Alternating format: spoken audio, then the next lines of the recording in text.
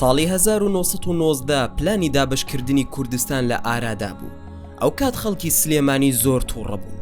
ڕۆژی 23 ئایاری ساڵی 1990 خۆ پێشاندانێکی گەورە لە سلێمانی ڕێکخرا.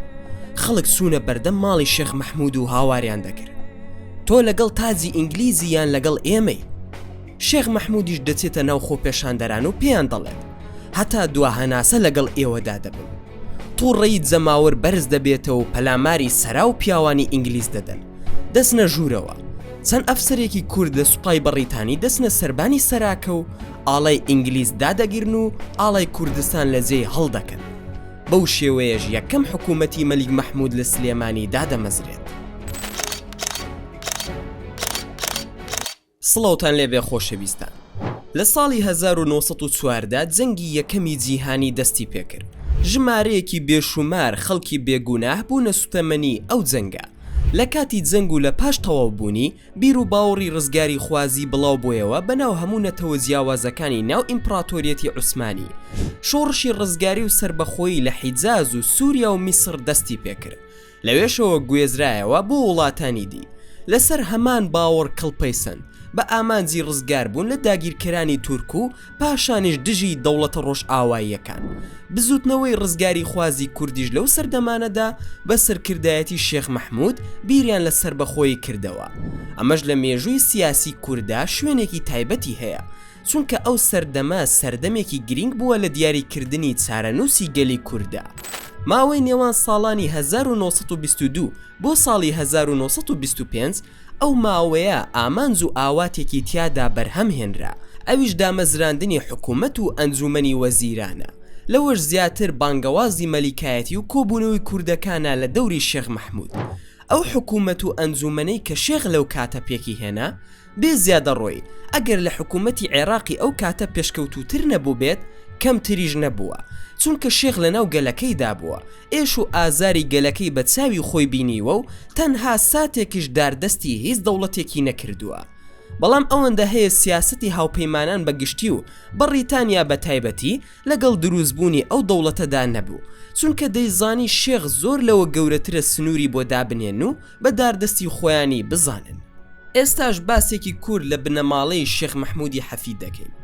بنەماڵی شێخ مەحموود لە بنسینەدا دەگەڕێنەوە سەر بابە عەلی هەمەدانی کە خوشکی بابە تاهیری هەمەدانی هێناوە کە عوریان نازناوێتی.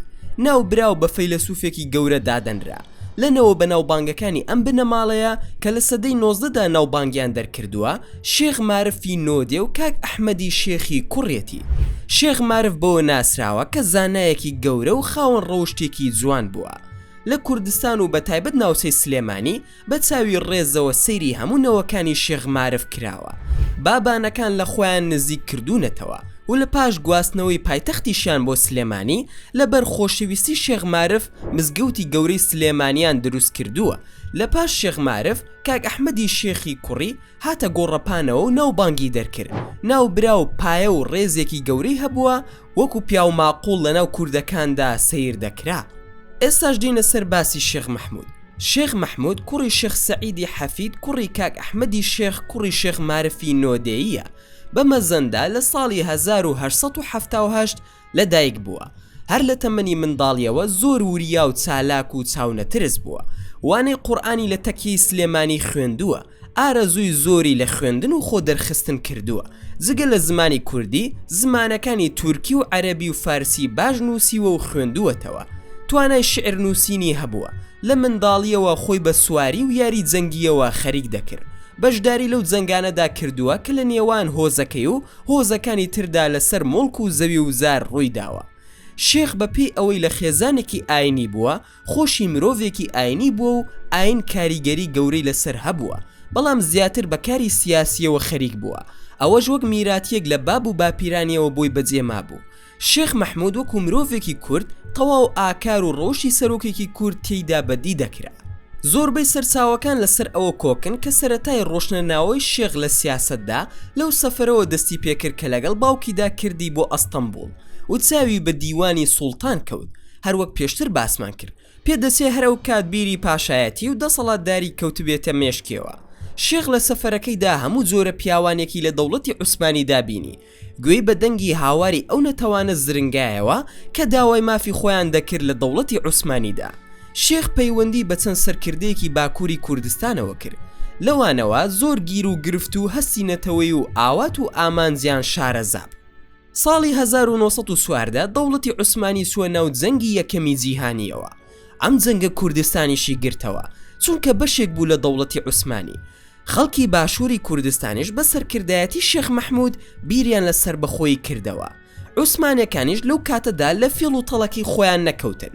کاتێک ئینگلیزەکان لە باشوورەوە هێرشیان کردە سەر عێراق و شاری بەسڕەیان داگیر کرد، پیاوە سیاسیەکانی عوسمانی پەنایان بردە بەر ژمارەیەک لە پیاوانی ناوداری عێراق و کوردستان. لە پێشەنگیان پێشەوەی ئاینی شێخ مەحموود بوو. شێخ مەحموود بە لەشکرێکی کوردی 1000 کەسیەوە بەهانەی عوسمانیەکانەوە ڕۆشت بۆ ڕوبەڕووبوونەوەی ئینگلیزەکان کە دیارە فاکتەری ئاینی پاڵی پێوە نابوو بەشداری شەڕی شوعەیبە بکە. بەڵام پاش ئەوەی تورکەکان بە شکاوی لە شەڕەکەدا پاشەکشەیان کرد، شێخ مەحموودیش گەڕایەوە بۆ سلێمانی. دواتر شێخ بە ناوی جیهادەوە لە ناوچەی پێنجوێن ڕوبەڕووی ڕووسەکان بۆیەوە.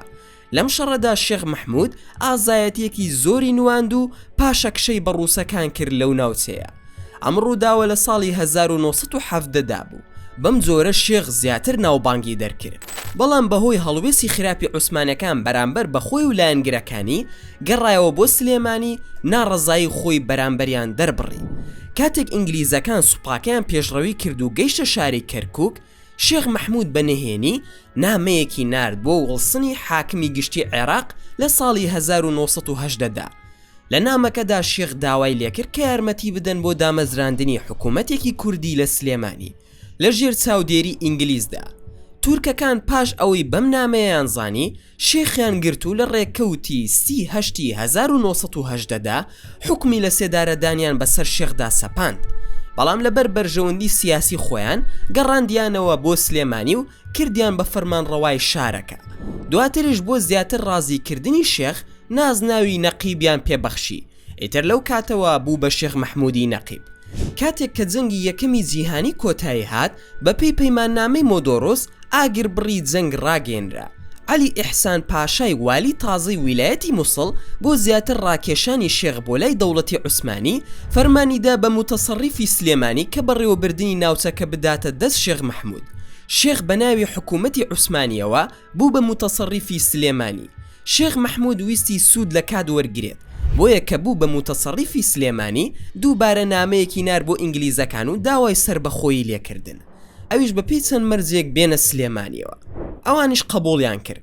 بۆ ئەمە بەستا وڵسنی حاکمی گشتی ئینگلیز لە عێراق مێجەر نوئێڵی وەکو نوێنەری خۆی نار بۆ سلێمانی. لە 16 دەی 1980دا نوئێل دوای گەیشتنی بەشار لە بەردەرکی سەرای سلێمانیدا شێخی وەکو حکومداری کوردستان ناسان.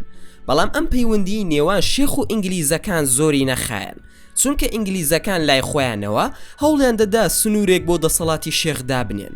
بۆیە مێجەر نوئێل کە نوێنەری ئینگلیز بوو لە حکوومەتی شێخ مەحمووددا تا ڕادەیەک لەگەڵ شێخدا نەرم بوو.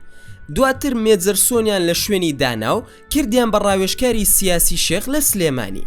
مێجەر سۆن هەر لە سەرەتاوە کەوتە پیلانگێڕی دژی شێخ و دەسەڵاتەکەی.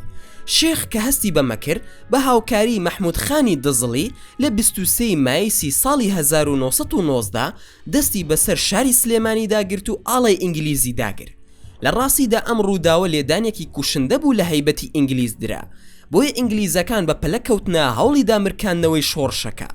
لەم پێناوەدا هەموو هێزیەکان بەکارهێنا و لە پاش چەند ڕۆژێک لە بەرەبەیانی 18 حوزەیرانی 1990دا لە شەڕی دەربەندی بازیان کۆتاییان بە شۆڕشەکەی شێخهێنا. شێخیان لە شەڕەکەدا بە برینداری دەستگیر کرد.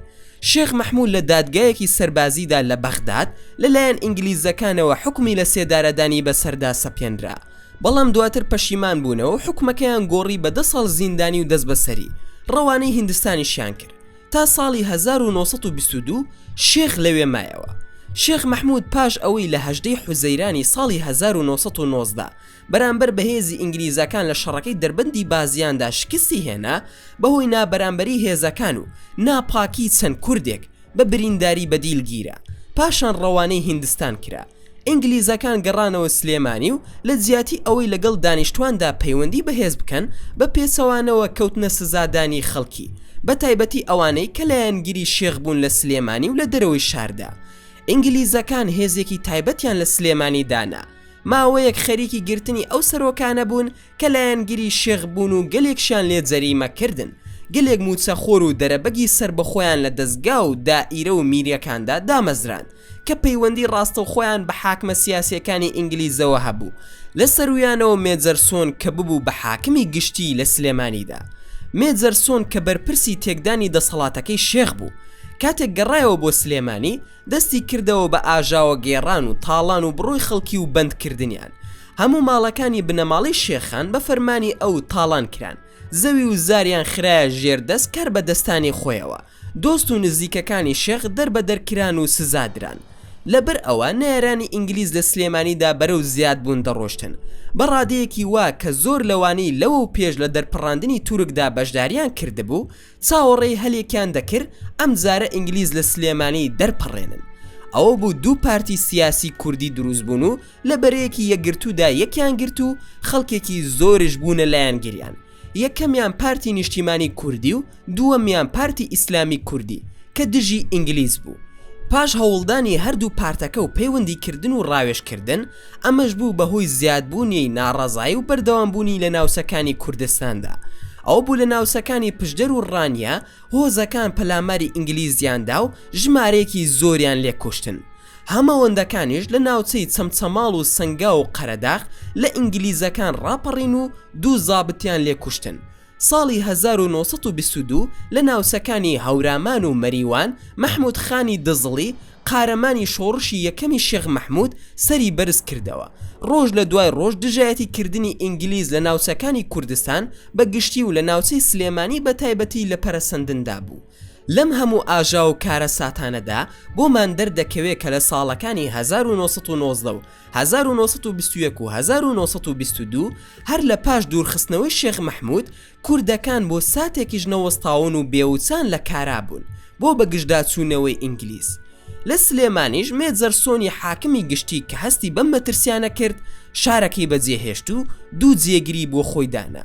بەرامبەر بم بارودۆخە نوێیە لەسەر ئینگلیزەکان پێویست بوو کە هەڵوێستی خۆیان بگۆڕن بەرامبەر بە کوردستان.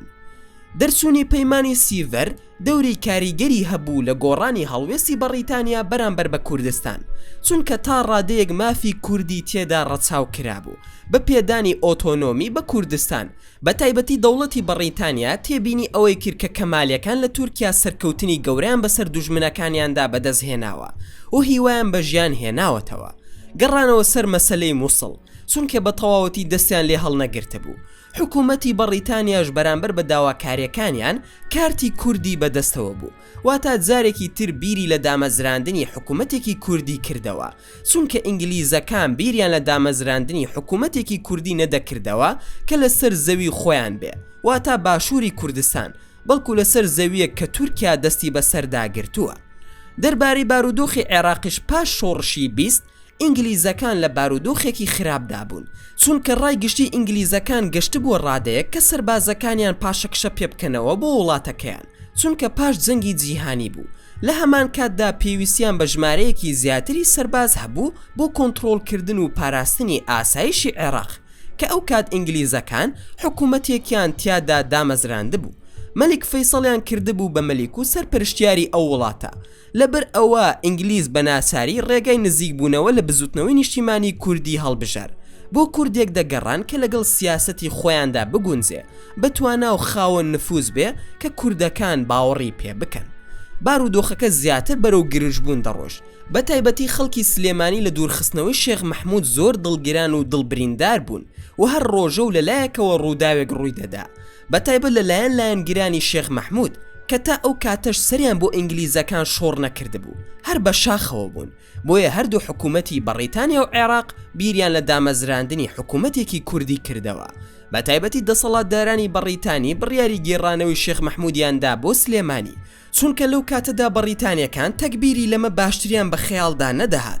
حکوومەتی ساوای عێراق هێشتا بەڕێوەبردنی کوردستان و بە تایبەت سلێمانی نەدرابۆیە دەست. چارەنووسی ئەم هەرێمە بەدەست مەندووبی سامیەوە بوو، چونکە حکوومەتی عێراق هێشتا نەگەیشت بۆ ئاستێک کە سەر ڕای کاروباری خۆی دەست بۆ کوردستانیش درێژ بکە. لەلایەکی ترەوە بۆ ئەوەی وەکو کارتێکی فشارش بەدەستیەوە بێت بەرامبەر بە حکوومەتی عێراقی بۆ ئەوەی بەپی بەرژەوەندەکانی بەریتانیا بجوڵێتەوە. چەند فاکتەرێکی تر هەبوون کە وای کرد ئینگلیزەکان هەڵوێستی خۆیان بەرامبەر بە کوردستان و شێخ مەحموود بگۆڕن. لەوانە خۆڕزگارکردن لەو ماندوێتیەی کە شۆڕشە کوردیەکان دروستیان کردبوو، وەک هەڵگیرسانی شۆڕشی پشدەرەکان لە ڕانیە و کوشتنی چەند حاکم و نوێنەرێکی سیاسی و سەربازی ئینگلیز لە ناوچە جیاجیەکانی کوردستاندا، تا ئەو کاتە هیچ بڕیارێک لەلایەن کۆمەڵی گەلانەوە سەبارەت بە ویلایەتی مووسڵ دەرنەکرابوو کە ویلایەتی مووسڵ شاری سلێمانی و کەرکووک و هەولێر و مووسڵی لەخۆگرت بوو. بەریتانیا دەیویست زووتر لە ژێرباری پێویستیەکانی سوپاکیدا بێتە دەرەوە. شێخ مەحموودیان گەڕاندەوە بۆ سلێمانی، چونکە بەریتانیەکان پێیان وابوو بە گێڕانەوەی شێخ مەحموود کوردەکان لە دەوری شێخ کۆ دەبنەوە بۆ دەرکردنی تورکەکان لە ناوچەکەیان، هەروەها قۆڵیان لێ هەڵدەماڵن. ئەمانە و جگە لەوەی کە ژمارەی ئەوانەی کە داوای گەڕانەوەی شێخیان دەکرد ڕۆژ بە ڕۆژ لە زیادبووندا بوون. ئەمە بوو بە داواکاریەکی گشتی و لەلایەن زۆربەی چین و توێژەکانی خەڵکیەوە پشتگیری لێ دەکرا. پاش ئەوەی هەردوو حکوومەتی بەریتانی و عێراقی گەیشتنە ئەو بڕوایەی کە هیچ ڕێگایەک نییە پەنای بۆ بەرنجگە لە گەڕاندنەوەی شێخ مەحموود، کەوتنە پەیوەندیکردن پێوەی. ئەوە بوو بە بیانووی ناسازی ئاو هەوا لە هیندستانەوە گواستیانەوە بۆ کوێت و لە عێراق نزیک خرایەوە.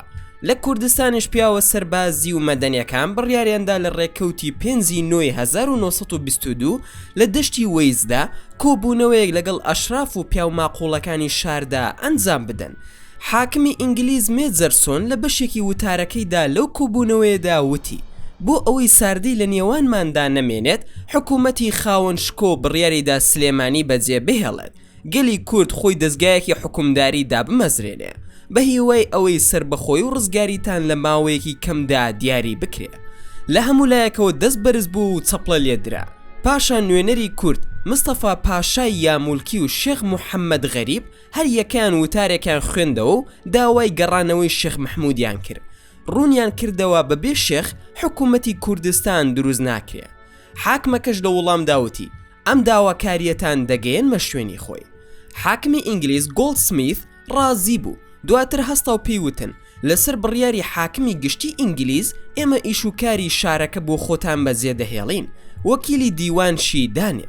پاش ئەوە فڕۆکەکانی ئینگلیز دەستیان کرد بە گواستنەوەی مەدەنی و سەربازەکانیان. شێخ قادر دەستی بە دامەزراندنی دام و دەستگای حکوومەتی کوردستان کرد تا هاتنەوەی شێخ مەحموود بە سەرپەرشتی خۆی کۆبوونەوەیەک بۆ پاراستنی شاری سلێمانی لە هەڵمەتی تورک و عەشایر و بۆ بەرهەڵستی خراپە و جەردەی کەوتە گفتوگۆ. لە ڕێکەوتی 12 نۆی 1922 شێخ کوێتی بەجێهێشت و بەرەو بەغدا کەوتە ڕێ. لە بەغداد چاوی بە حاکمی گشتی عێراق وڵسن و مەلیک فەیسەڵ کەوت و چەند کۆبوونەوەیەکیان پێکەوە بەست بە هیوای دامەزراندنی حکوومەتێک بۆ کورد. پەیمانی دامەزراندنی حکوومەتێک بۆ کورد کە پایتەختەکەی سلێمانی بێت تەواو بوو. وڵسن پەیمانی بە شێخدا کە لە کۆمەڵگەی گەلاندا یارمەتی بدا بە مەرجێک شێخ نەهێڵێت دەسەڵاتی تورک لە ناوسەکەدا بڵاو ببێتەوە و پەرە بسێنێت. لە سلێمانی لە ماڵی شێخ قادری سەرۆکی ئەنجومەنی میلی کۆبوونەوەیەکی گەورە کرا. لە دوای گفتوگویەکی دوور و درێژ بڕیار درا کە لە مزگەوتی گەورە کۆنگرەیەکی گشتی بگیرێت و بە شێوەیەکی ڕسمی ئاڵای کوردستان هەڵبکرێت. ئەوە بوو بە بەشداری هەموو ئەندامانی ئەنجومەن لەگەڵ ژمارەیەکی زۆر لە دانیشتوان. بەخۆشی و شادیەوە ئاڵای کوردستان بە ڕسمی و بەڕێزەوە هەڵکرا. پێش گەڕانەوەی شێخ مەحموود بە چەند ڕۆژێک هەندێک لە ئەفسەرە کوردەکان کە لە سوپای عێراقدا کاریان دەکرد بە فەرمانی حکوومەت و بۆ یارمەتیدانی شێخ مەحموود نێردرانەوە بۆ شاری سلێمانی. ئەمانە و زیاترش هەمویان چاوەڕوانی گەڕانەوەی شێخ بوون. پاش بڵاوبوونەوەی دەنگ و باسی گەڕانەوەی شێخ مەحموود لە هەموو لایەکی کوردستانەوە پۆل و دەستە دەستا خەڵک و عەشایر بە پیادە و بە سواری ڕێیان گرت بۆ بەر ڕۆ و بەغدا تاوەکو کفری ڕۆشتن و ڕێگە و بانەکان بە خەڵکی پڕچەک ڕازابوویەوە. پاش ئەوەی شێخ مەحموود لەگەڵ مێجەر نوێلدا گەیشتە کنگریان، پێشوازی کەران لە سوارەی هۆزەکان هەمووی دەورەی شێخ مەحموودیاندا بە بەرزکردنەوەی دروشم و وتنی سرودی نیشتیمانی لە دەوری شێخ کۆبوونەوە و شاردیانەوە. دوای پێشوازیکردن مستەفا پاشای یامولکی لە ناو جەماوەرەکەدا هەستا و وتارێکی گرنگی پێشکەش کرد و خۆشحاڵی خۆی و گەلی کوردی نیشاندا بە هاتنەوەی شێخ و گەڕانەوەی بۆ کوردستان و هێنانەوەی مژدەی سەر لە نوێ دامەزراندنەوەی حکوومەتی کوردستانیدا. وڵاتی سلێمانی بۆ هاتنەوەی شێخ ببوو بە پورەی هەنگ و ڕۆڵێکی مێژووی بوو لە ژیانی سلێمانیدا. پاش ئەوەی کە ڕێوڕسمی پێشوازی تەواو بوو، شێخ وەک چاوەڕێ دەکرا نەجوڵایەوە و ماوەی 10 ڕۆژ خۆی لە کەس نەگەیان. پاشان هەرچەند زۆر دوودڵ بوو لەسەر بڕیارێ نەدەوەستا، دیار بوشتی زۆر لە دڵدا بوو، بەڵام نەیدەزانی لەکوێوە دەست پێ بکە. شێخ پاش ئەم ماوەیە دەستی بە دامەزراندنی وەزارەت کرد. لە سەرەتادا بە فەرمانی حکومداری ژمارەیەک لە 9 دەی 1922 لە بەردەم ژمارەیەکی زۆری دانیشتواندا لە شاری سلێمانی وتاری حکومداری پێشکەش کرد. شێخ مەحموود لە سەرەتای وتارەکەیدا ئاواتی خۆشی و بەختیاری بۆ گەلی کورد خواست و دوورخستنەوەی ئەو 3 ساڵی بۆ باسکردن. پاشان لە ژێر ناوی ئەنجومەنی سەرۆکایەتیدا کابینا واتە وەزارەت دانرا و بە فەرمانی حکومداری ژمارە 2 لە ڕێکەوتی دەی 1922 حکوومەتی کوردستان تەشکیل کرا. هەر لەو ڕۆژەدا بە فەرمانێکی تایبەتی شاری سلێمانی وەکو پایتەختی کوردستان ناسێنرا. پاشان شێخ مەحموودی حەفید بە بۆنەی دامەزراندنی وەزارەت و ڕاگەیاندنی سربەخۆی کوردستان بەرامبەر ئەنجومەنی نیشتیمانی وتارێکی بە پێزی خوێندەوە. نووسینی دایرەکان بە کوردی دەستی پێکرد. پولی پێویست لێدرا، بزنانە و مەڕانە وەردەگیرە، پسوڵە ئەدرا. عەشیرەتەکان لای خۆیانەوە بەم حکوومەتە دڵخۆش بوون، بەڵام ئەوەندە هەبوو ئەم حکومداریە تەنها لە سنووری شاری سلێمانیدا بوو. شێخ مەحموود خۆی وا دەردەخست زۆر گەورەتر لەوەی سەرکردەی هۆزێک بێ، بە تایبەتی کە ڕابردوویەکی نەتەوەی و نیشتیمانی هەبوو، لە ناو ئێش و ئازاری نەتەوەکەیدا ژیا بوو، بۆیە خۆی وا دەبینی کە ئەو بۆ ئەوە هاتووە کە میلەتەکەی ڕزگار بکە، کە هەر لە ڕێگاوە دوودڵ بوو لەو ڕێکەوتنە سەربازیی کە لە بەغداد پێک هاتبوو. ئینگلیزەکانیش بە هەمان شێوە هەستیان پێکردبوو لە کفری، بەڵام تازە کار لە کار ترازا بوو. بە ناچاری ڕازی بوو بە دانانی شێخ مەحموود وەکو حکومدار. پەیمانی ئەوەشیدایە کە لە وێنەیەکی فراواندا خود مختاریەت بدرێت بە کوردستان، بەڵام شێخ مەحموود ئاواتی زۆر لەوە گەورەتری هەبوو، بۆیە بەمانەوە نەوەستا و هەمووی مانگێکی پێنەچوو. لە کۆتایی تشرینی دووەم ناوی حکومداریشی گۆڕی و ناز ناوی مەلیکی کوردستانی بۆ خۆی هەڵبژار. پاشان دەستی کرد بە داواکردنی تێکڕای ئەو شارانەی کە کوردن و ئەکەونە خاکی کوردستانەوە، وەکو شارەکانی کەرکووک و هەولێر و مووسڵ کە ئەو کا شاری دوهۆکیش بەشێک بوو لە مووسڵ. ئاڵای کوردی بەرز کرایەوە کە مانگێکی سوور بوو لە پارچەیەکی سەوز جێگیر بوو لەسەر ئاڵاکە، وەک جیاکەرەوەیەک لە هەموو ئاڵاکان. بەرامبەر بەم پێشە و پێشهات و ڕووداوانە کاردانەوە لەلایەن هەردوو حکوومەتی بەڕیتانی و عێراقی ڕوویدا.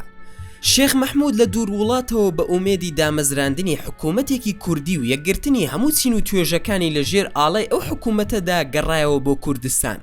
هەوڵی زۆریدا بۆ ئەم مەبەستە، بەڵام بەداخەوە ناکۆکی چین و توێژەکان زۆر لەوە قوڵتر بوو کە شێخ هەوڵی بۆ دەدا. شێخ مەحموود هەر لە سەرەتادا سەری سوورما بوو، نەیدەزانی ڕوو بکاتە کاملە لەبەر بێقەراری خەڵک و شێواوی و تێکەڵ و پێکەڵی بیر و باوەڕ. سەری لێ شێوا بوو، باوەڕی بە کەس نەدەکرد، ڕاوێژکارێکی دڵسۆز و نیشتیمان پەروەری نەبوو.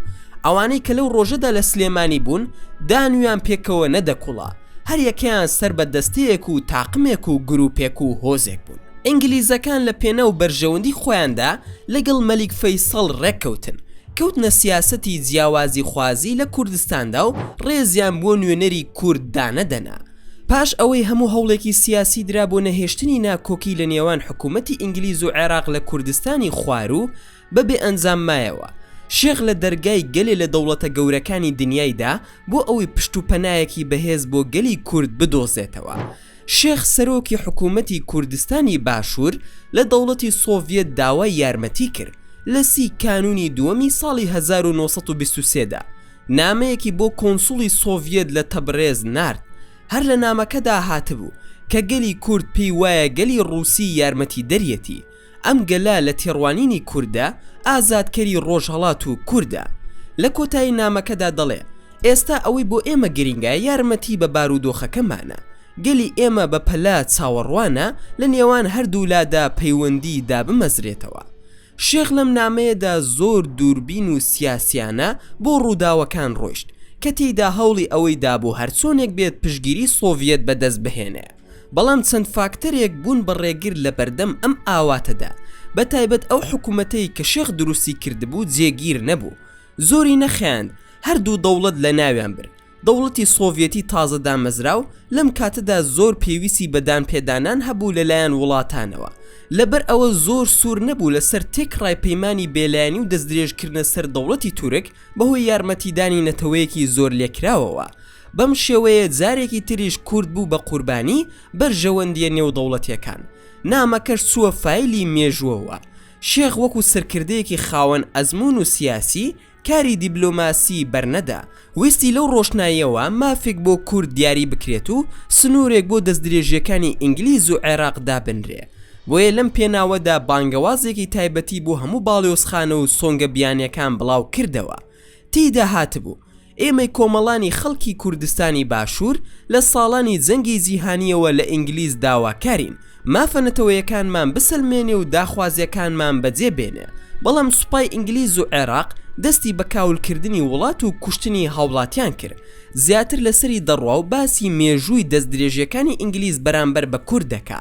لە کۆتایی نامەکەدا دەڵێت سەرباری ئەوەی کە موڵکی خەڵکی بە تاڵەم براوە و سەرانسەری وڵات وێران کراوە، ئێمە لە دادپەروەری و هەڵوێستان بەرامبەر بە مرۆڤ و دادپەروەری مرۆڤایەتیدان دڵنیاین و لە دادپەروەری جیهانی داواکارین. دژی ئەم زۆرەستەم و دەستدرێژی و زۆر لێکردنە دەنگی ناڕەوای خۆی بەرز بکاتەوە. ئەم داواکاریانە لە ڕاستیدا هەڵقۆڵاوی سروشتی ئەو ڕۆژەی گەلی کورد بووە لە کوردستانی عێراق، لە پێناو بەدەستێنانی سربەستی و سربەخۆی و دوورکەوتنەوە لە کۆیلایەتی و کوشتن و بڕین. بەڵام سروشتی سیاست بەرژەوەندی دەکات بە پێوەر، هەر لایەکی تەرازۆکە پارسەنگ بوو بەو دیودا ڕوودەکا.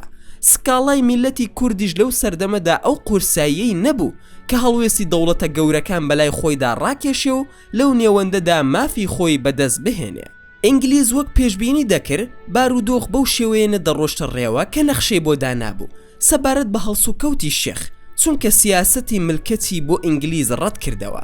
دەیویست هەموو کوردستان ڕزگار بکات و داوای شاری تریشی دەکرد، لەبەر ئەوە پابەند نەبوو بە دەسەڵاتی لە سلێمانی و ئەو ناوچانەی کە بۆی دیاری کراوە. بەبێ ڕەزامەندی ئینگلیز مەلیکایەتی خۆی ڕاگەیاند. شێخ کاتێک بۆی ڕوونبووەوە ئینگلیز هەموو شتێکی بەرژەوەندی و بۆ سوودی شێخ هیچ هەنگاوێک نانێت، لە زیاتی دوژمنایەتی کردنی تورکیا وەک ئینگلیزەکان ئاواتیان بوو، هەوڵیدا پەیوەندی لەگەڵ تورکیادا ببەستێ. بڕیاریدا وەفدێک بنێرێتە ئەنقەرە بۆ ئەم مەبەستە و لەسەر ئیدارەیەکی هاوبەشی کورد و تورک بە سەرۆکایەتی شێخ پێک بێن.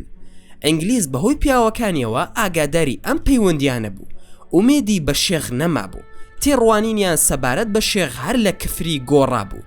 بۆیە پاش ڕاگەیاندنی مەلیکایەتی ناڕەزاییان بەرز کردەوە. ماوەی ئەوەیان نەدا دەنگی کورد بە هیچ حکوومەتێک یان گەلێکی خاوەن بەخدا بگا. لە بەغداوە بۆ بەرژەوەندی خۆیان هەندێک جار ناوی کورد و کوردستانیان ئەژیانەوە، ئەویش بۆ ئەوەی پەیمانە ویسراوەکەی خۆیان بە حکوومەتی عێراقی کۆتایی پێبێنن، لە ڕێگەی کوردەوە دایان تۆقاندن. ئینگلیز کاتێک لەگەڵ حکوومەتی عێراق پێک هات، شەڕ و مەرزیان تەواو بوو. بۆ خاوکردنەوەی ڕیسەکەی کورد و شێخ ئەکەوتە هاندانی ڕۆژنامەی بەغداد. شێخ کەوتبووە نێوان دوو ئاگرەوە، ئاگری داگیرکردنی ئینگلیز و ئاگری پیاوانی ناوخۆ کە هەردەم کۆسب بوون لە بەردەم ئاواتی دێرینی کووردە. ئەوەی زیاتر ئینگلیزی لە شێخ زویر کرد، هەوڵدانی بوو بۆ پەیوەندیکردن بە ڕووسیای سۆڤیەتەوە. داوای کرد پەیوەندی تونند و تۆڵ لە نێوانیاندا بێتەکایەوە. هەڵوێستی سربەخۆی و نیشتیمانی شێخ سەرکردە ئینگلیزەکانی ماندوو کردبوو، بۆیە لێرەوە بۆ هەلدەگەڕان خۆیانی لێ ڕزگار بکەن. بە تایبەتی بارودۆخی ناوچەی لە عێراق و وڵاتاندا بەرەو باشبوون دەڕۆشت. هەڵوێستی لەگەڵ تورکیاش بەرەو نزیک بوونەوە بوو، بە تایبەتی پاش ڕازیبوونی تورک کە کێشەی مووسڵ بدرێتە کۆمەڵەی گەلان. ئینگلیز گەیشتە ئەو بڕوایی کە لە توانایدا هەیە بەرژەوەندیەکانی خۆی لە عێراق و کوردستاندا بپارێزێ، بە تایبەت دەسەڵاتدارانی عێراق لە پێشەنگیان مەلیک فەیسەڵ کە لە گرنگترین ئەو کەسانە بوون کە داوای جێبەجێکردنی بەرژەوەندی ئینگلیزی دەکرد. بەم شێوەیە ئەو فاکتەرانەی کە شێخی بۆ گەڕاندەوە کاریگەری نەما، لە بەرژەوەندی ئینگلیز نەبوو دەوڵەتانی ئێران و عێراق و تورکیا بەرامبەر بەخۆی تووڕە بکە کە تەنیا کۆسپێکن لە بەردەم بڵاوبوونەوەی بیری کۆمۆنیستی لە ڕۆژهەڵاتدا. بەرامبەر بە یارمەتیدانی حکوومەتێکی کوردی لە سلێمانی کە گومانی لێ دەکرێت لەلایەنگیری بۆ ئینگلیز. ئەوە بۆ ئینگلیز هەڵوێستی کۆتایی وەرگر بە لەکاندنی کوردستانی باشوور بە عێراقەوە و پێویستی لە ناوبردنی حکوومەتی سلێمانی بە سەرکردایەتی شێخ مەحموود. لێرەوە ئینگلیزەکان بڕیاریان هاتە سەر ئەوەی کە بە بەکارهێنانی هێز و سەرکوتکردنی ئەو مەترسیە چاوەڕێکراوە خۆیان ڕزگار بکەن و شێخ ناچار بکەن بێتە ژێر بەڕێوەبردنیانەوە. بۆیە لە 24 شوباتی ساڵی 1923 دەسەڵاتدارانی بەڕێوەبەر لە رادیۆی بەغداد بەیانێکیان بڵاو کردەوە کە شێخیان تێیدا تاوانبار کردهبوو بە شکاندنی ئەو پەیمانەی کە لەگەڵ ئینگلیزدا پێک هاتبوو نەسەری. حکوومەتی کوردی هەڵوەشاندەوە، داوای لە شێخ و شوێن کەوتوانی کرد کە بێن بۆ بەغداد، هەروەها وازهێنانی خۆیان ڕابگەێنن. ئینگلیز لە 26 شوباتی ساڵی 1923 ئاگاداریدا بە شێخ مەحموود و خەڵکی شار کە سلێمانی بەجێ بهێڵن چونکە بۆردومان دەکرێت. شێخ لە لای خۆیەوە بۆ ڕوبەڕووبوونەوەی ئینگلیز خۆی ئامادە کرد، هێزی پێکەوەنا، دانیشتوان بەڵێنیاندا بەسەر و ماڵەوە لەگەڵی دابن. شێخ بۆ پارێزگاری لە شاری سلێمانی بەرامبەر بە بۆردومانی ئینگلیز شاری بەجێهێش، بەخۆی و لەشکریەوە چوونە دەرەوە و ڕویان کردە ئەشکەوتی جاسەنە لە 4 ئازاری ساڵی 1923. خەڵکی شاریش بەرەبەرە دەرچوون و ڕویان کردە قەرەداغ و شارباژێر. لەشکری شێخ پاش ئەوەی کە لە جاسەنە مۆڵیاندا بوو بەرەو چەمچەماڵ ڕۆشتن و ویستیان کەرکووک بگرن، بەڵام بەهۆی هەندێک کۆسپ و تەگەرەوە نەیانتوانی ئەو کارە بکەن. ئەو کۆسپانش بریتی بوون لە: یەکەم، سەرهەڵدانی ناپاکی لە ڕێزەکانی سوپادا. دووەم، هەندێک لە شێخەکانی گەرمیان و بەشێک لە پشدەریەکان ببوونە پیاوی حاکمی سیاسی ئینگلیز لە کەرکووک. سێم، وازهێنانی شێخ قادری حەفید برای شێخ لە شۆڕش و دانیشتنی لە گوندێک لە ناوچەی قەرەداغ. ئەم هۆیانە و هەندێکی تر بوون بەهۆی تێکچوونی ئەو هێرشە گەورەی کە شێخ بەدەستیەوە بوو بۆ سەر کەرکووک. شێخ لەگەڵ لەشکرەکەیدا پاش ئەوەی لە سوورداش جێگیر بوون ئەشکەوتی جاسەنەیان کرد بە بنکەی خۆیان. لەوێدا چەکدارەکان ڕۆژنامەی بانگی حەقیان دەرکرد، داوای لە کوردەکانی دەوروبەر دەکرد دژی ئینگلیزەکان خەبات بکەن پێش ئەوەی دانیشتوان بە تەواوی شار چۆڵ بکەن. لە بەیانی 4 ئازاری 1923 فڕۆکە بۆمب هاوێژەکانی ئینگلیز هاتنە سەر ئاسمانی سلێمانی و دەستیان کرد بە سوڕانە و بۆردومانکردن بە شێوەیەکی چڕ. بۆردومانەکە زۆربەی گەڕەکەکانی گرتەوە لەگەڵ ڕێگە و بانەکان و دام و دەستگاکانی حکوومەت. زەرەر و زیانێکی گەورە سلێمانی گرتەوە، دەیان هاوڵاتی بێتاوان کوژران و بریندار بوون. ئەم بەسەرهاتانە چاوەڕێ نەدەکرا لەلایەن ئینگلیزەوە چونکە خۆی بە پارێزەری مافی مرۆڤ دەزانی. بۆ هۆیەوە شێخ بەیانێکی ناڕەزایی دژی ئەو هەڵوێستەی ئینگلیز دەرکرد، تیایدا هاتبوو ئامانجمان پاراستنی ئیسلام و سەروەریەتی، کامەرانی و بەختەوەری کورد و پاراستنی کیانی. لە بەیانەکەدا هاتبوو کە هەستانی فڕۆکەکانی ئینگلیز بە بۆردومانی شار بەو شێوە نامرۆڤانەیە کە بوو بەهۆی شەهیدکردن و بریندارکردنی ژمارەیەکی زۆر لە ئافرەت و منداڵی بێتاوان پەردەی لەسەر تاوان و خراپی مەبەستیان لادا. فڕۆکەکان نەگەیشت بوونە فڕۆکە خانەی خۆیان. لەشکری عێراقی تازە دامەزراو بە ڕاوێژکاری و سەرۆکایەتی ئەفسەرانی ئینگلیز بەرەو پێشەوە ڕۆشتن و شاری سلێمانیان داگیر کرد. سلێمانی لەم کاتەدا لە دەنگی شین و گریانی ئەو کەسانەی فریان نەکەوتبوون دەرسن دنیای هەژاندە بوو. بەڵام لەشکری کوردستان لە هەموو ناوچەکانی لیوای سلێمانی و کەرکووک پەلاماری داگیرکەرانیان دەدا. شەڕی پارتیزانیان دەست پێ کردبوو. پاش گەڕانەوەی کاربەدەستانی ئینگلیز بۆ سلێمانی هەوڵێکی زۆریاندا کە خەڵکی ڕازی بکەن کە بیان خەنە سەر حکوومەتی عێراق. ژمارەیەک پیاوی خۆفرۆشیان لە عێراقدا کڕی و کردیانن بە موچەخۆر و پلەی بەرزیاندانێ بۆ ئەوەی سەرۆک تیرەکان لە شێخ دوور بخەنەوە.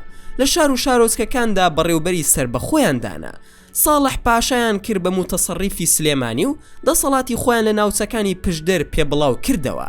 لە سلێمانی ئینگلیز دەستی کرد بە ئاژاوەنانەوە، هەوڵی شەڕی براکوژی دەدا لە نێوان کوردەکاندا.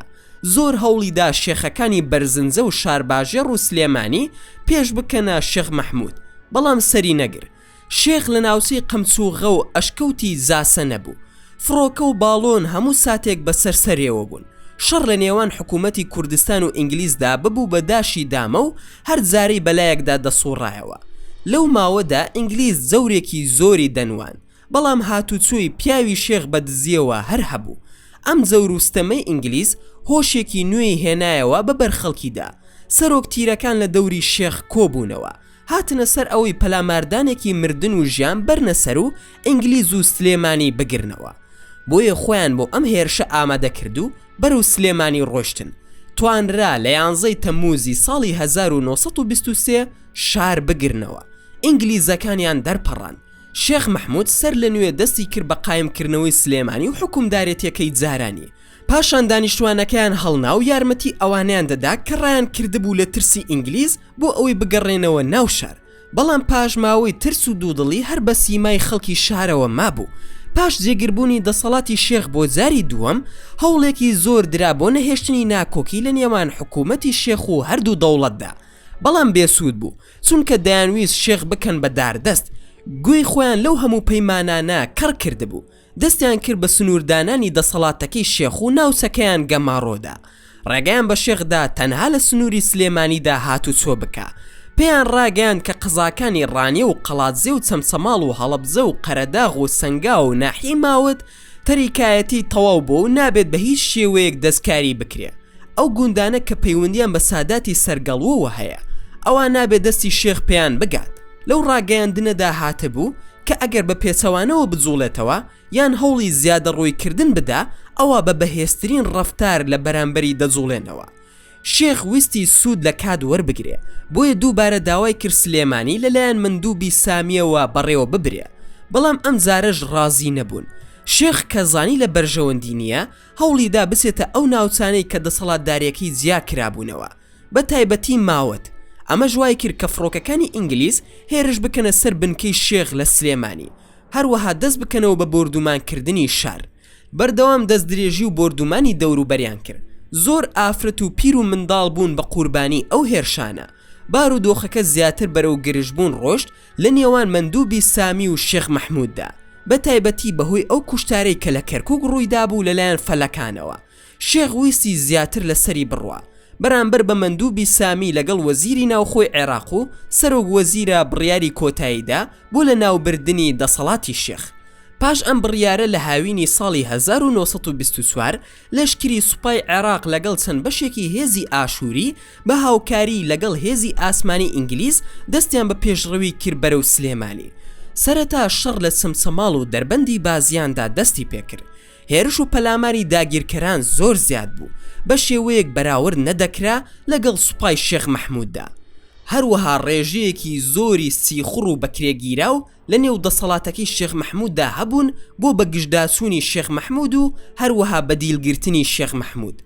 بەو هۆیەوە شێخ مەحموود لە 19 تەمموزی ساڵی 1924 سلێمانی بەجێهێشت و بەرەو سنووری ئێران و شاخەکان کەوتەڕێ.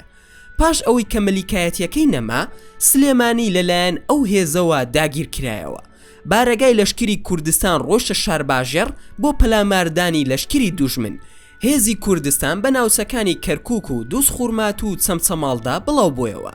شەڕ و پێکدادان بەردەوام بوو لە ناوچە جیاجیەکانی کوردستان، هەرچەندە ئینگلیز هەوڵیدا بە توندی دەسەڵاتی خۆی بچەسپێنێت لە ناوچەکە، بەڵام بارودۆخەکە هێمن نەبوو.